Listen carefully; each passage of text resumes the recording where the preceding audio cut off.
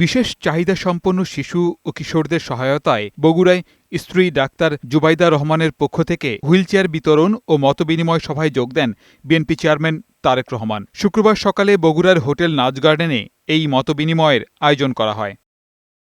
স্থানীয় একটি সংগঠনের বিভিন্ন শারীরিক প্রতিবন্ধী শিশু কিশোররা এতে অংশ নেয়। এদিন দৃষ্টি প্রতিবন্ধী দুজন গান গেয়ে শোনান। হাততালি দিয়ে তা উপভোগ করেন সস্ত্রীক তারেক রহমান। বাংলাদেশ আমার শেষ বাংলাদেশ, বাংলাদেশ আমার বাংলাদেশ। তারেক রহমানকে কাছে পেয়ে নিজেদের অনুভূতি ও ইচ্ছের কথা তুলে ধরেন বিশেষ চাহিদা সম্পন্ন অনেকে।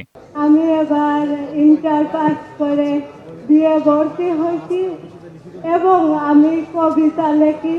আমি এখানে খুবই খুশি। এত কাছ থেকে আমি কখনো ভাবিনি যে এত কাছ থেকে আমি আপনাকে দেখতে পাবো।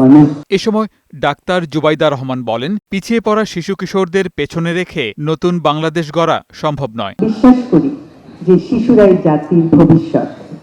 আজকের শিশু হবে আগামী দিনের দেশ গড়ার মহান সৈনিক।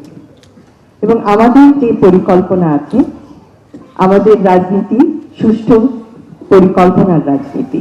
তারেক রহমান তার বক্তব্যে বলেন, প্রচলিত ধ্যান ধারণায় দীর্ঘদিন সমাজের একটি অংশ ঘরবন্দী হয়েছিল, তাদের বের করে আনতে হবে। প্রতিবন্ধীদের দক্ষ করে গড়ে তুলতে যে যার অবস্থান থেকে পাশে দাঁড়ানোর আহ্বান জানান বিএনপি চেয়ারম্যান। খুব বেশি কিছু করার নাই, অন্তত মিনিমাম একটা কিছু ব্যবস্থা করা, যাতে করে এই মানুষগুলো তাদের নিজেকে এক্সপ্রেস করতে পারে, যে যেভাবে এক্সপ্রেস করার কথা সেভাবে এক্সপ্রেস করতে পারে, সেই অপরচুনিটি, সেই সুযোগটা তাদেরকে তৈরি করে দেয়। আমরা সকলে মিলে একটা বাংলাদেশ গড়ার চেষ্টা করি, যেই বাংলাদেশে কম বেশি প্রত্যেকটা মানুষের একটা মর্যাদা তৈরি হবে, আত্মমর্যাদা নিয়ে প্রত্যেকে বেঁচে থাকতে পারবে, সেরকম একটা বাংলাদেশ গড়তে আমরা চেষ্টা করি।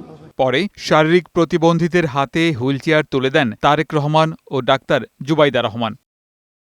এদিকে নির্বাচনী প্রচারণার অংশ হিসেবে বিকেলে রংপুরের পীরগঞ্জে শহীদ আবু সাঈদের কবর জিয়ারত করবেন তারেক রহমান। পরে রংপুরের কেন্দ্রীয় ঈদগাহ মাঠে নির্বাচনী জনসভায় ভাষণ দেবেন তিনি। গোলাম মোর্শেদ, বৈশাখী সংবাদ।